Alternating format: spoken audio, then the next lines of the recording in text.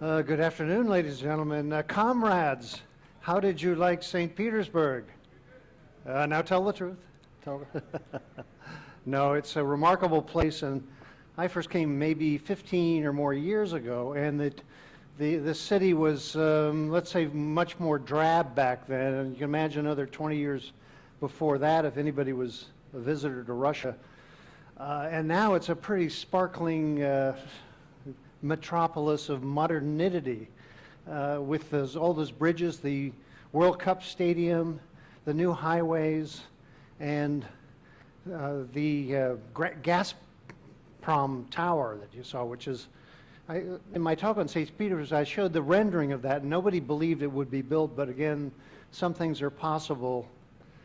And maybe it's a good thing that Russia has, let's say, become a prosperous country relatively, and maybe cooperative, and maybe it'll get better. But this is an issue at the bar. We can chew on it all that way. But today I'm going to talk about Helsinki and Stockholm, and I hope are there any Swedes or Finns in the audience? Oh, väldigt bra. Oh, half Finn. Oh well. Okay. Well, I won't go to the punchline of my joke then. No. As I say, you should be in a hurry if you're a Russian, but you're never done if you're Finnish. Oh, I'm sorry. I promise not to have many more. But this is as you've seen, it's such a beautiful part of the world, especially since it's becoming so tropical.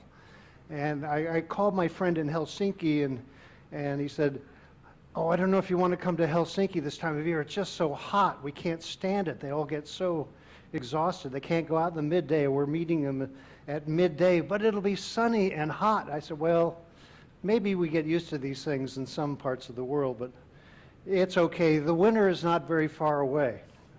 But anyway, this is a view of Stockholm, downtown, the old Gamla stan, the old city, and I'll get to this in a minute, but first I'm going to just talk about Helsinki, which is on the shore in the Gulf of Finland, only a couple hundred sea miles from where we are. We sail out of the port here and just go up, and Finland is, I would call it the land in between, because it's always been contested over between the Russians and the Swedes, and then even the Danes came up, and the Finnish people are a very ancient people that have settled there in prehistory, and their language is neither Romance nor Germanic. It's allied with Hungarian and curiously Japanese and its linguistic roots. And so you'll see that this language, even though it's written in Roman letters, has all of these very complicated sounds and spellings. And they have reasserted their independence after being part of the Swedish Empire and then the Russian Empire as of 1918, when the Bolshevik Revolution encouraged the other peoples to participate in the revolution by declaring their independence. So all the Baltic states like Estonia and Finland declared independence, and then they had their trouble with the World War II, but Finland has maintained itself as a neutral nation, even though it has now joined the EU and is also part of the Eurozone. So they feel that they finally have their own stead as a nation on their own. But the country is sort of stretches up into the hills, but it's almost half lakes and boggy, swampy land. So it was never prime agricultural land. So the people became fishermen, shipbuilders, and now high-tech industry. Nokia phone, for instance, is from Finland and Helsinki. And there's a lot of, let's say, intellectual property and design that is made in Finland and Helsinki, making it a very prosperous city now. But it's small. It's maybe 1 million people. It's much smaller than St. Petersburg or Stockholm. This is a view of the central city and then the different islands around it. We'll be going in and docking close to downtown, but this is Sveaborg, or Suomenlinna in Finnish, the great fortress that was built by the Swedes to defend their territory from, guess who? The Russians. In the back and forth over the centuries. And this is the Finnish flag with the cross, and it is a Christian Lutheran nation mostly, though they have still Russian residents there that are of the Russian church. And we'll be sailing in past a lot of different islands, and this begins to look somewhat like Sweden, the typical iron-based red paint that covers the old wooden buildings and lots of little islands that come into the central city, and some large boat clubs and facilities. Then you get to the main docks where we will be docking, and you can see that Tallink is actually the ferry that goes to Tallinn. We saw it there in Tallinn the other day. And so Finland is a shipping nation by its nature, and has a lot of commerce throughout the Baltic, and then its international companies have offices and business all around the world, especially in electronics and computers. But we'll land, and you'll see that this is a very easy town to get around. It does not have a big urban center or big highways. It just is not that large or concentrated, but it has a kind of a classical center. You can walk around the markets and the different features of this town. This is an early sculpture that is the sort of the meeting place in town, right off the docks near the open air market this time of year. But it used to be Russian territory, and the Tsar put his imprint upon Helsinki, and this is the monument to Alexander II. And the double-headed eagle is, of course, the representative of the Tsar, and for better and maybe curiously, the representation of the Federation, the Russian Federation to this day. And our local guide in St. Petersburg the other day made a comment that the reason why there's a double head on the eagle is so he can look both ways and see what's coming. Well, that other seagull seems to be the one paying more attention at this point, but you'll see all the signs in Helsinki are in Swedish, Finnish, and Russian. So this is just the, as I say, the land in the middle between these different powers. And the traditional Finnish people were, let's say, living a subsistence economy for so many millennia, actually, and they have some relations to what the last of the nomads of Northern Europe, which are the Sani or the Laplanders. So you go far north in Finland, it's very cold and icy, but they have reindeer herds, and the Lap or Sani people have a transnationality. They will, by their nature and their heritage and by their legal right, can take their reindeer from northern Norway to Finland into Russia and back and not have to go through our trouble of a border check like we did off the dock here. But they're very enterprising and very strong people. Just to live in this climate takes a certain fortitude. And this is the pet of Finland, the reindeer. And you also have that, of course, in northern Sweden and Norway and northern Russia. So they herd these and they take the fur, and they're a meat source and such. But of course, Helsinki is the capital and a major port, and has this Nordic classic architecture. And in the city, there's a lot of canals and back lakes and docks and things. So you see a lot of the old fishing boats and trading boats for the Baltic that are still kept and preserved in Helsinki. Now in the back, that's the Russian cathedral, the Uspensky Cathedral, which is the mark of the Russian presence there. And of course, we just had a major summit in Helsinki. It tries to, let's say, be a neutral place for international meetings and the meetings of our dear leaders. But for our visit, we'll go out off the dock and walk into town. And summertime, there's always an open air market right there on the market square, right in the harbor. Some of us are taking a cruise around the islands of the harbor. It's not a very big city, but it's very easy to get around, very quiet and charming in a way. Now here they're serving the Finnish salmon and other specialty fish that are caught especially in the lakes. The Baltic Sea is not full of that much sea life, so a lot of these are actually lakeland offerings, and then salmon from the north coast and other fish that you can see in the harbor. And they make these into a big sort of a big paella. They'll have a big boiling pot with the vegetables and the fish and other reindeer meat, things like that you can have in the open air market. A lot of crafts and curious souvenirs. My favorite is they make a fly swatter made out of reindeer hide, which for some reason reindeers know a thing or two about swatting flies in the summer with their tail. But you'll see these things in the market there. And then as you walk up into the main part of town, there's the Esplanade, the Esplanade in Finnish, which has a whole series of sculptures and then a lot of shops on the sides of a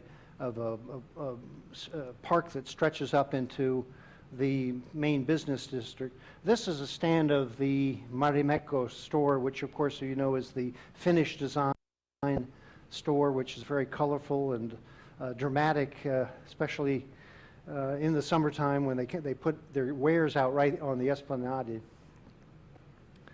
So a little view, it looks like a classic capital with the rotundas and the grid and the elegant buildings. And Helsinki is a pretty prosperous place. So you see everybody out in the summer air in the cafes. And again, we probably will be there with a couple of the big ships, so it may be busy again. This is a restaurant right in the center of the town. That, again, this is within walking distance of the ship, unlike where we are right now in St. Petersburg. So you'll see everybody out bathing in the sun, even if they really shouldn't sit out in the sun very long. I mean, the northern skin is not meant for this kind of solar radiation. But you can go around town on the trams, or you have a tour, and it's a very pleasant town. This is the Swedish theater, and the curious thing of Finland is all the Finns speak also Swedish, and they also speak at least some Russian. And there is an active Swedish community that are Finnish citizens left over from when this was a province of Sweden. And then there's Russian speakers that are indicative of the leftover community of Russians that stayed in Finland. So it has three languages always, you can hear them all the time. Another one of the great opera houses with that kind of Gothic Nordic style. And the train station. These are sort of Art Deco monuments at this point for this period when Helsinki was building. But this is the Lutheran Cathedral, which is sort of an echo of that Russian style of dome churches, and that's Alexander II, who was the Tsar at the time when this was built. Now this is right up on a great staircase, which is the sort of the center of town where people will like to gather and meet on the steps of the cathedral. Once you go in the cathedral, it is a Lutheran, so it has almost no decoration at all, unlike the Russian church. But if in this nice weather, it should be pretty radiant. This is the symbol of Helsinki, this particular church.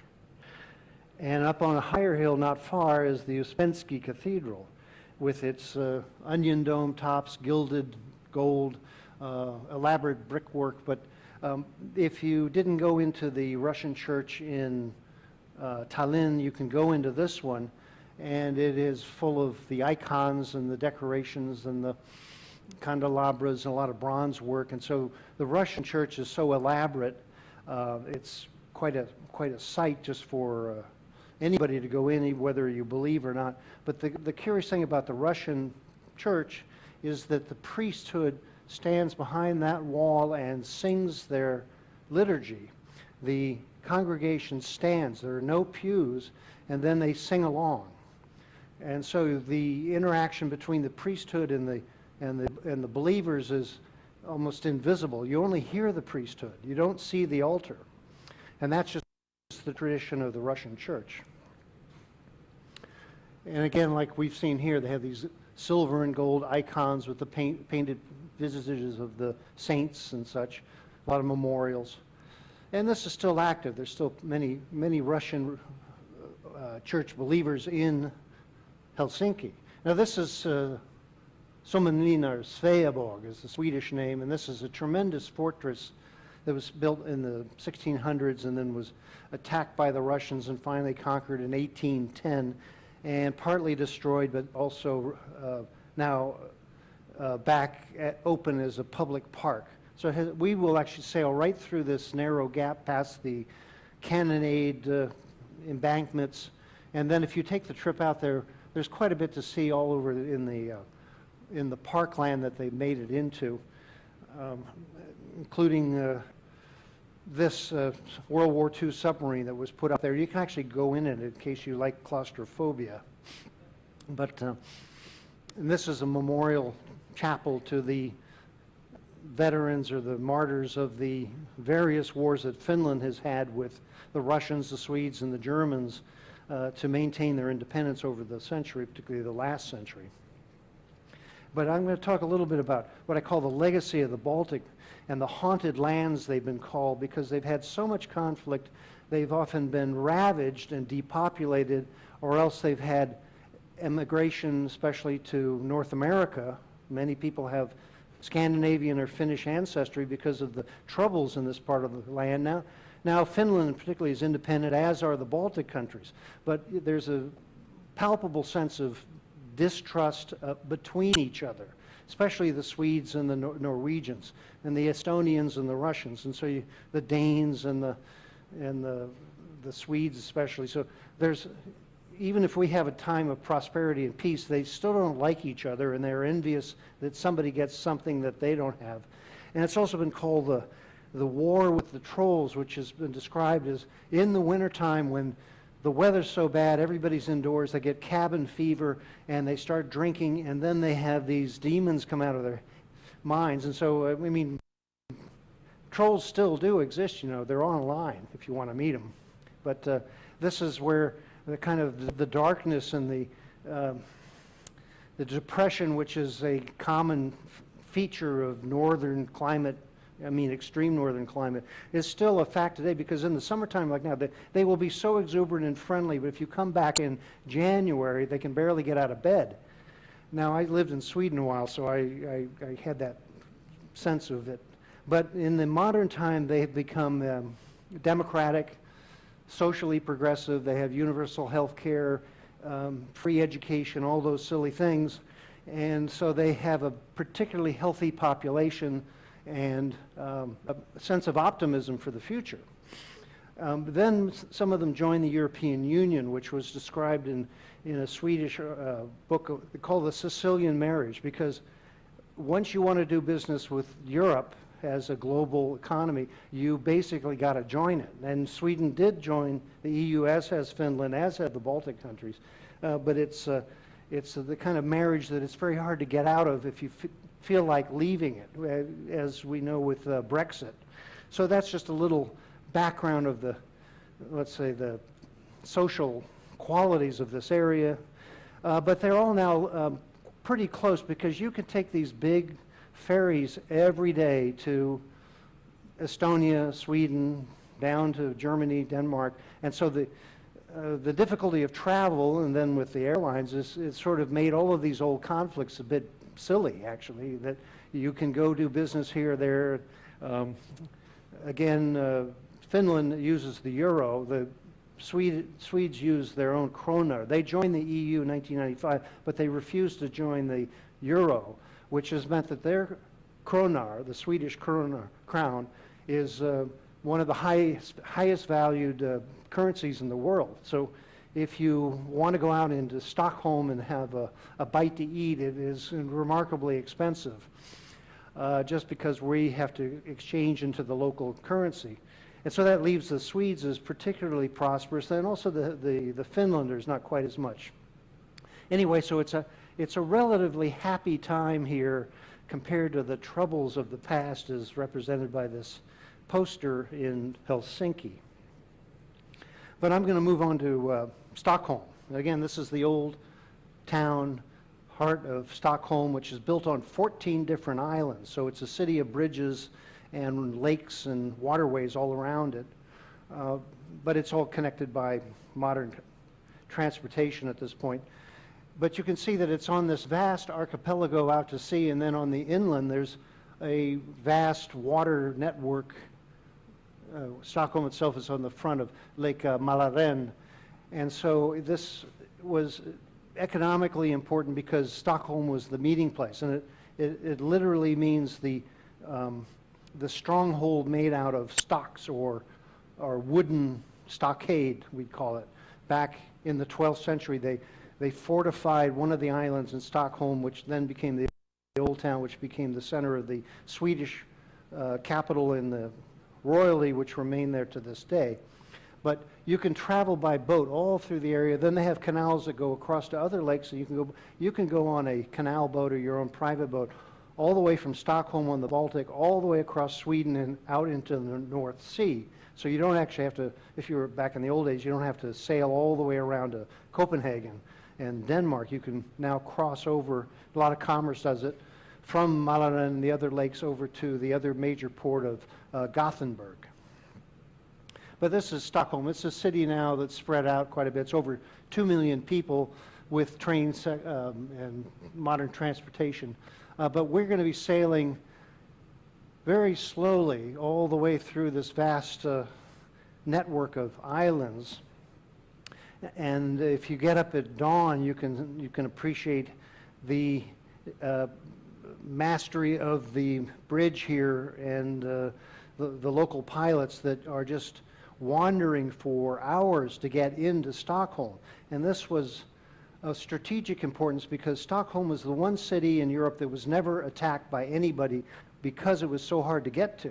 There was water on all sides, islands on all sides, and there's some remnants of fortresses out by the sea to keep anybody from coming in. But back in the olden days, if you were out there rowing and sailing in, you had many a place where you could be attacked to get in. So Stockholm and Sweden have always been, let's say, independent because they had the strategic advantage.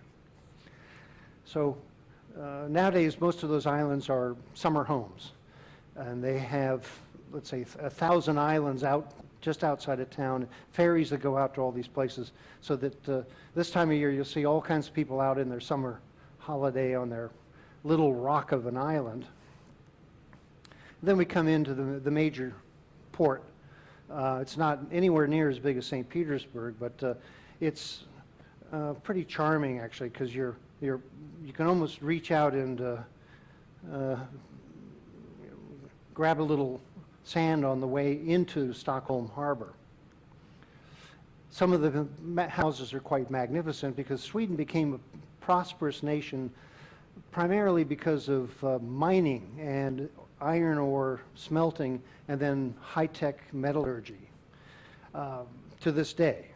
Because in the mountains they have a lot of minerals and then they would bring them into Stockholm to trade with the world. Most famously, ball bearings for machine uses. The other great invention of the last century was matches. What we know is the match that lights your cigarette or something. That was a Swedish invention. But now this is the area around Stockholm, but these are actually the old settlements and some of the archaeological sites that have been found around the area. Uppsala is the site of one of the major universities, but Birka is one of the major archaeological sites for what we would refer to as the Viking culture. And there are a bunch of graves and other remnants of villages up in there. And in primordial times or early history, there was a lot of trading between the different communities that were all on all these lakes and shore. The word Viking actually means to go from bay to bay. In Old Norse, a vik is a bay, and so if you go Viking, that means you're going from bay to bay. And the Vikings originally were traders back and forth and around and about. It's a term that some of the Scandinavians don't like because they prefer to call themselves Swedes or Norwegians or Danes and so. But we think of that now, ancient culture, as the Vikings, and they had some unusual architecture because in the winter it's so cold they would build earthen houses with sod over a wooden frame and a doorway, and they would have communal living under this grass roof that would be covered in the snow. Everybody would sleep in one room and then the animals in the other room. But you can notice at the top of the building they have these things called the what they used to call the eye of the wind, or the vindö, which we now call a window. But it was originally on the top of the building to let the smoke out of the otherwise terribly enclosed house. This is a reproduction of the old style housing.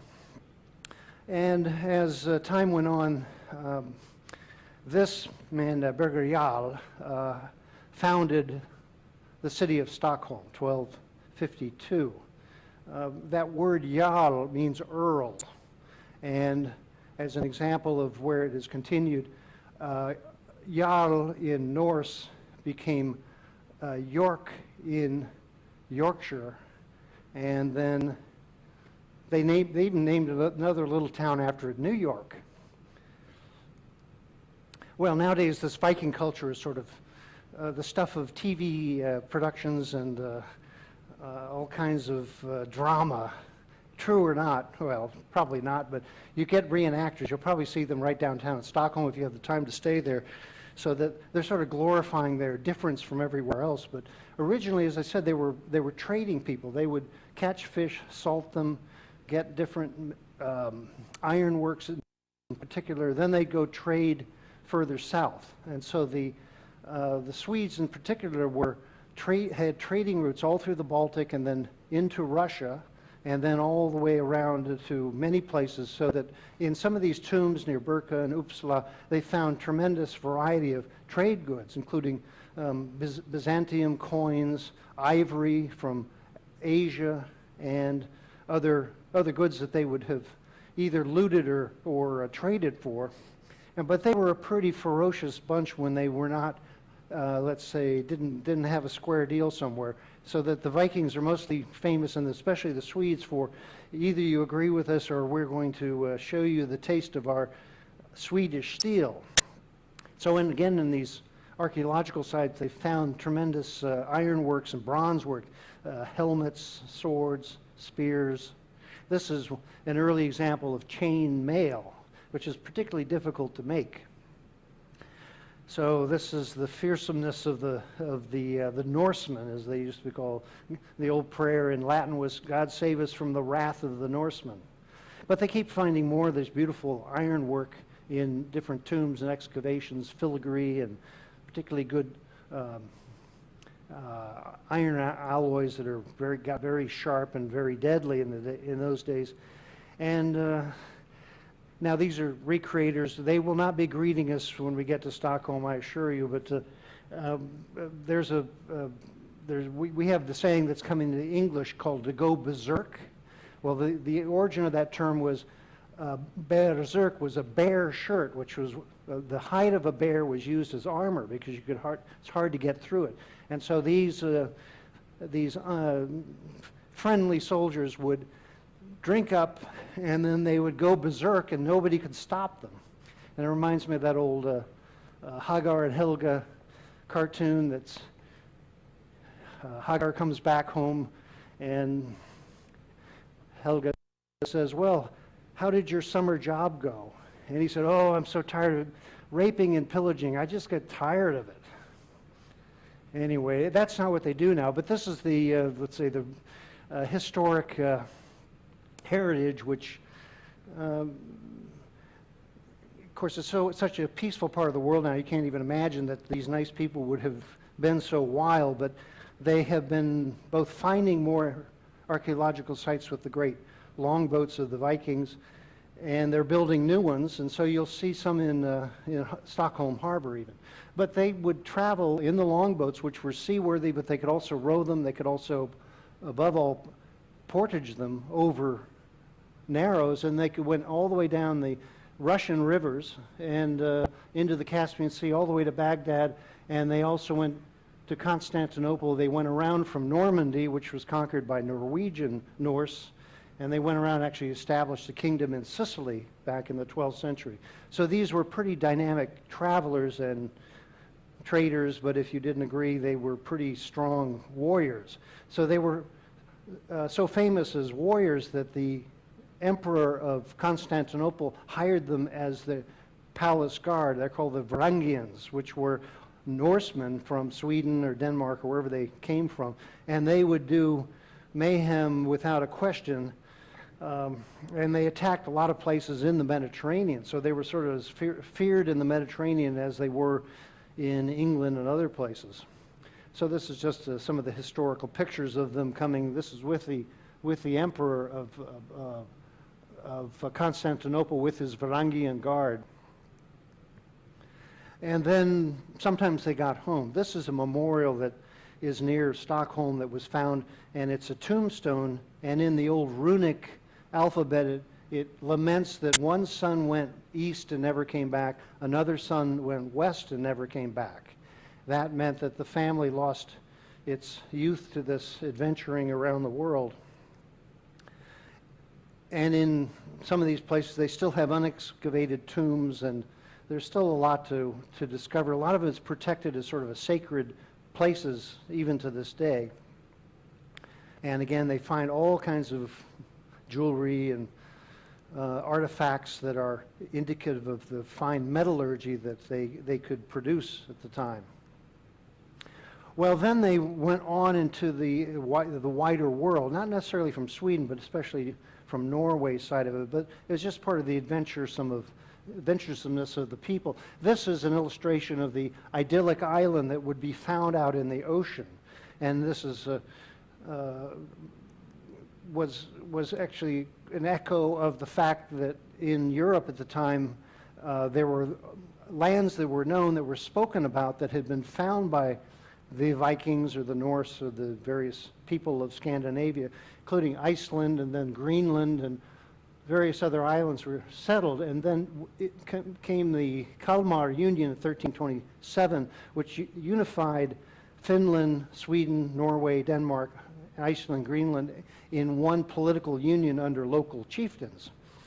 But in 1523, Gustav Vasa declared Sweden independent of what was the capital in Copenhagen back in that time.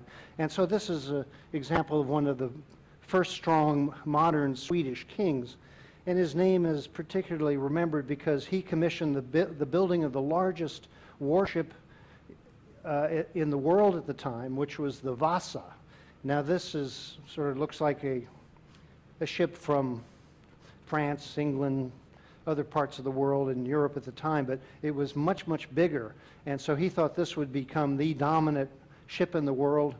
And he had it built up, and he said, we need more cannon and more elaborate decoration on it. And they launched it in Stockholm Harbor, and in front of the king, it went out there against the advice of the shipwrights and the commanders of the ship, saying, it's not a good day to launch it. We have too many cannon on deck, and sure enough, the thing rolled right over and sank in Stockholm Harbor. Now, if you have the time in Stockholm, there's a museum where they pulled up the ship out of the harbor and then have built a building around it, and then they've been slowly infusing the old timbers from mid-1600s with certain chemicals that will keep it. But for naval architecture, this is a great find and a major attraction in Stockholm. With the whole ship there, they've put it all together and kind of re-rigged it and have a whole display of it. But this was the glory of the Swedish Empire that didn't quite make it into battle. And you go on the decks and see all of the artifacts they found. I mean, it rolled over completely intact, so they found most everything on board, and they've been slowly trying to make sure that it is stable enough for people to come and see. The sailors' pots. Well, this was Stockholm in 1660, so you can see all the ships around it, the town spreading around, and became more and more prosperous. And then it launched its own military empire, especially from Finland into Russia, down to Estonia. And then they started fighting with the Russians and the Poles and the Prussians, and so back and forth. That's what I mean. They have this history of constant conflict, and then independence at certain times, which then was nullified. And this is still, let's say, a sore subject for a lot of them, that they would be presumptive to be part of somebody's empire.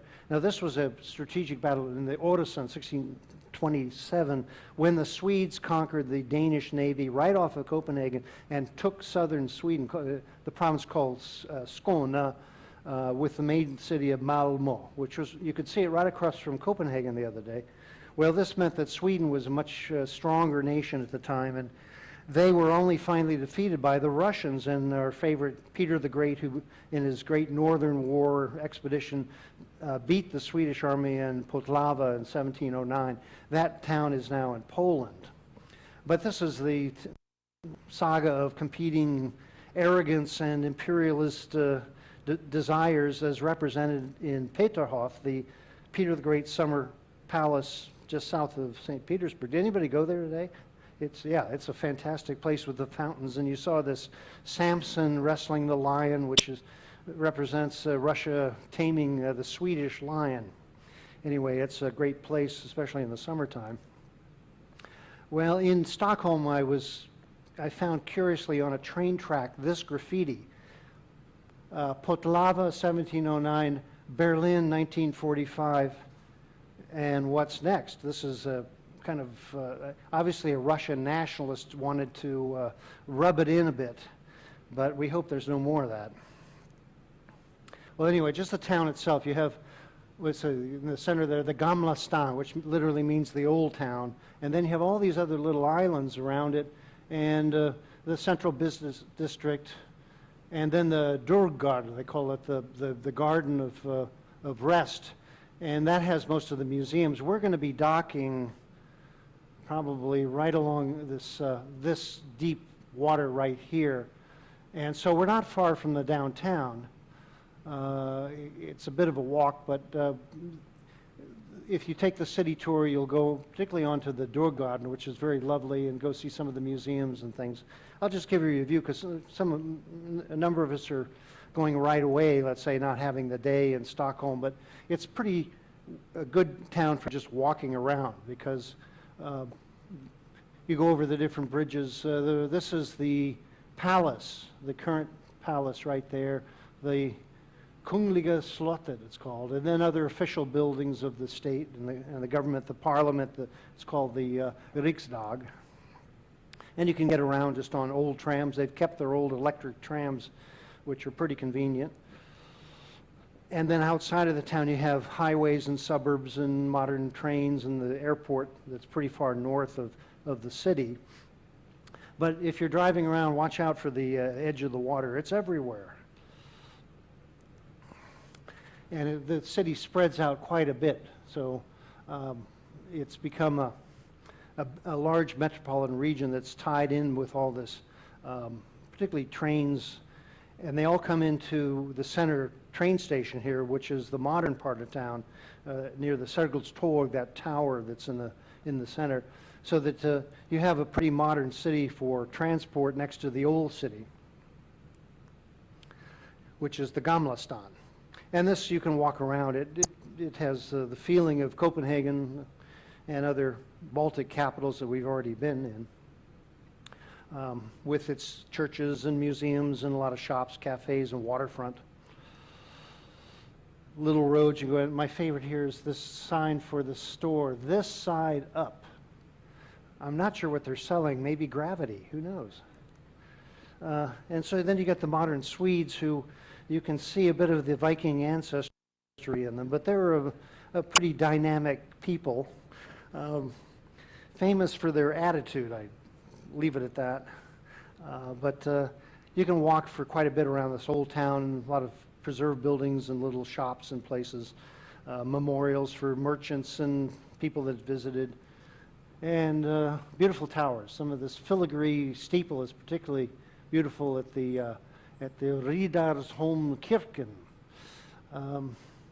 So we've seen quite a bit of this ornamental architecture from Tallinn to here in Copenhagen. It's sort of like the competition of steeples all around this part of the world. In that particular church, that's the royal tombs where the royalty of Sweden are buried, so you can go in and see them in their marble glory. And this is the center right near the main palace, so you can see it's pretty dense urban business and cultural center.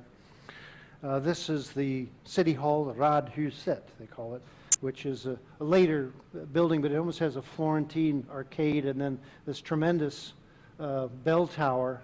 And on the top of it is the symbol of the Swedish crown, the three crowns, for back when they were also allied with the Danes and the Norwegian crown.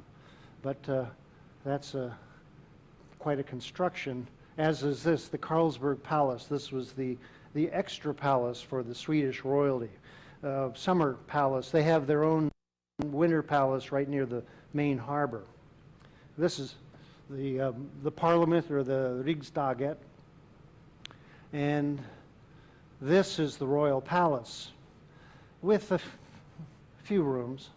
Now this is a constitutional monarchy with King Carl Gustaf and his wife Sylvia, who are ceremonial, and I think their main function is to provide gossip of all of their relatives for the scandal magazine, sort of like the last gasp of royalty is gossip, it seems.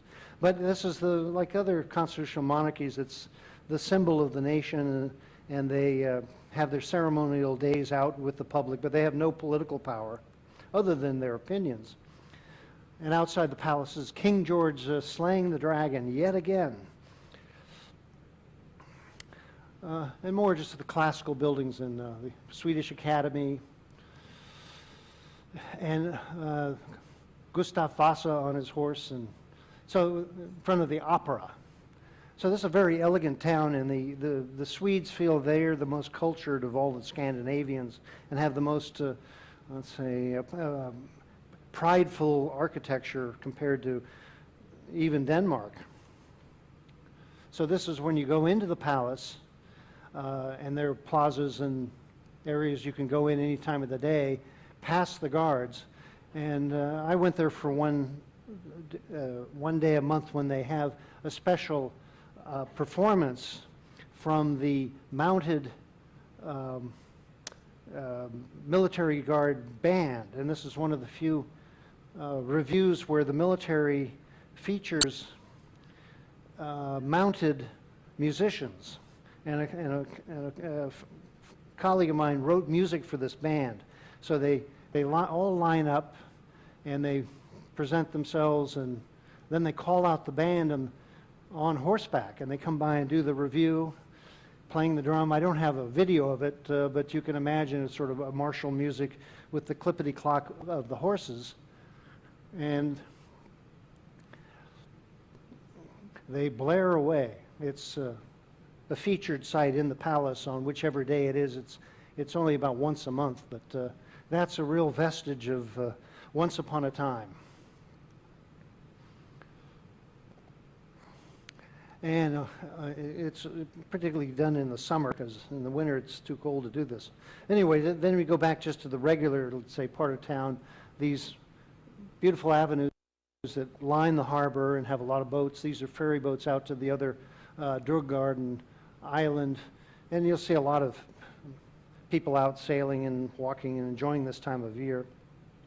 On the island of Djurgården, there's the Nordic Museum, which is the largest historical museum for Nordic culture, archaeology, even up to contemporary life. It has a sumptuous Nordic-style architecture. And then there's the requisite Viking boats that they have in the harbor. So you can actually go out on them. You have to pay extra if you want to row. But it's a pretty big one. Now they've rebuilt one from Norway that has sailed all the way over to North America that's about that size. So this is sort of a renewed cultural pride in the old seafaring of their ancestors, with the filigree fern-like bow stem, and lots of other old boats. This is a maritime nation, so they take care of their old boats and get around a lot by ferry in Stockholm. And then they have their modern fleets. So this is one of the big ferries like we've seen in Tallinn that'll zoom across the Baltic and gobble up cars and trucks that way. So this is a particularly beautiful city. It's just, especially in the summertime when it's all sunny and bright and everybody's out. And it has so many little parts to it, so you can sort of keep finding the city. It's not like, let's say, St. Petersburg is a vast area and sort of flat. Stockholm has a lot of character because it's hilly islands with water everywhere and boats everywhere.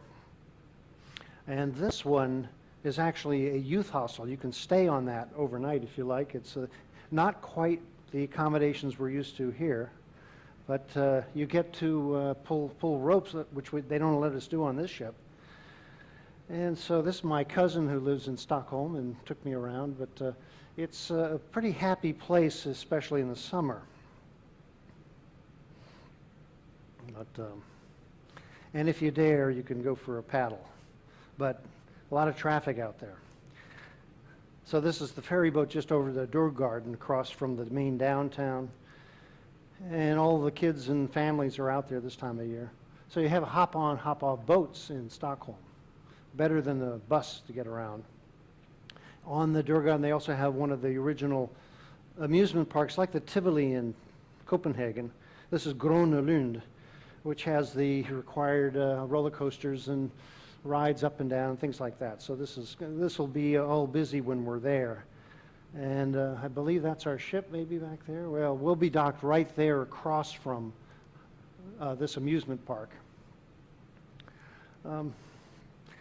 And here's the modern Vikings playing Segway golf.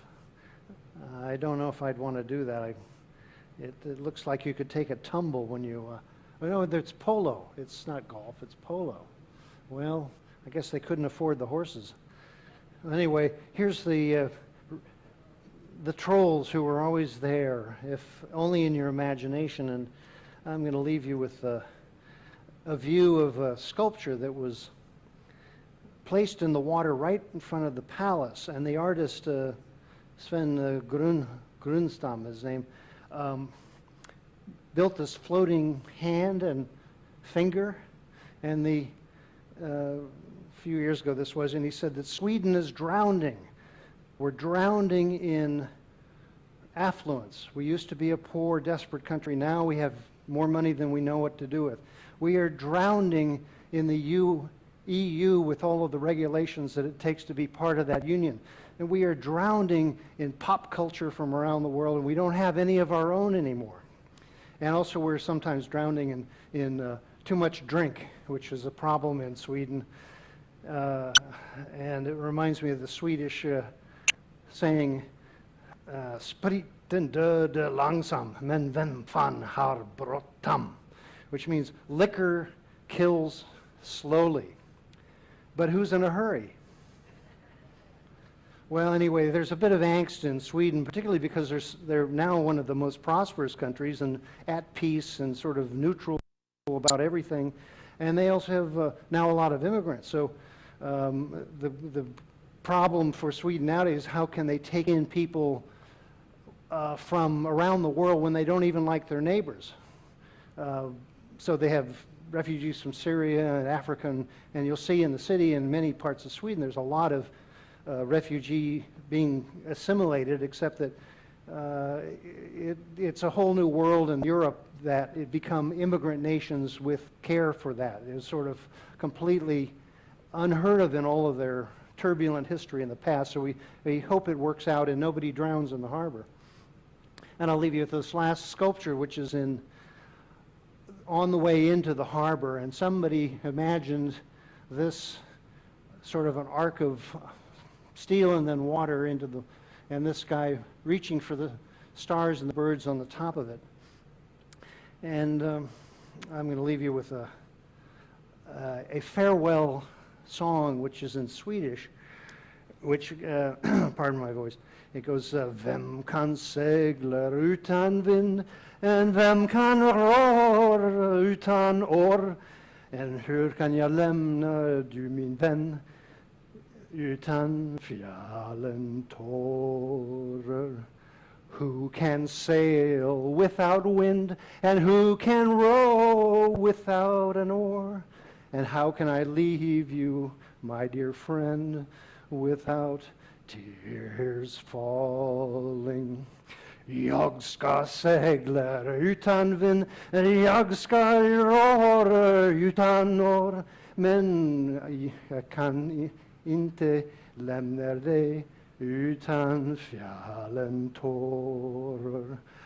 I can sail without wind, and I can row without an oar, but I could never leave you, my friends, without tears falling.